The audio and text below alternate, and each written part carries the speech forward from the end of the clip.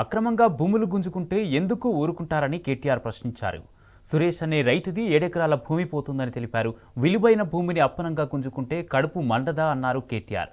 ప్రశ్నించే గొంతునవుతా అంటూ మల్కాజ్గిరిలో డైలాగులు కొట్టిందెవరని నిలదీశారాయన. విచిత్రం ఏంటంటే ఇదేదో నిన్ననే పుట్టిన సమస్య అన్నట్టు సురేష్ అనే రైతు 7 ఎకరాలు ఆయన పోతా ఉంది. ఆయన ఇన్సిడెంటలీ టీఆర్ఎస్ నాయకుడు. ఎస్, టీఆర్ఎస్ నాయకుడే.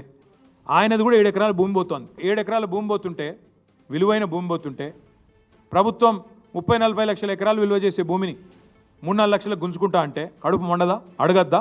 ఆయన ఏమైనా కొట్టిండా? దాడి చేసిండా? మర్యాదగా ఆంగ్లంలో, నేను చూసిన మొత్తం వీడియో, ఇక్కడికి వచ్చేమో చూసుకునే వచ్చిన, మర్యాదగా ఆ కలెక్టర్ పేరు ప్రతీక్ జైన్.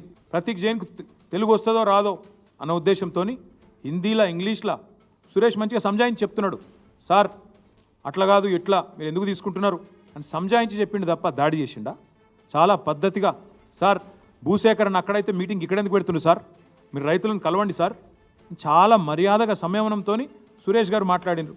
ఇవాళ సురేష్తోని మాట్లాడుడే తప్పట. మా పార్టీ నాయకునితో, మా పార్టీ ఎమ్మెల్యే ఎక్స్ఎమ్మెల్యే మాట్లాడితే తప్ప అంటే సురేష్తో మాట్లాడితే పట్నం నరేందర్ రెడ్డి కేసు. అసలు సురేష్ దాడే చేయలేదు. సురేష్ కడుపు మండి అడిగిండు. ప్రజాస్వామ్యంలో నేను అడుగుతా ఉన్నా ఈ ముఖ్యమంత్రిని, ప్రజాస్వామ్యంలో ఇవాళ ముఖ్యమంత్రి గారికి నేను గుర్తు చేస్తా ఉన్నా, ప్రశ్నించే గొంతు అనే కదా నువ్వు కూడా గెలిచింది.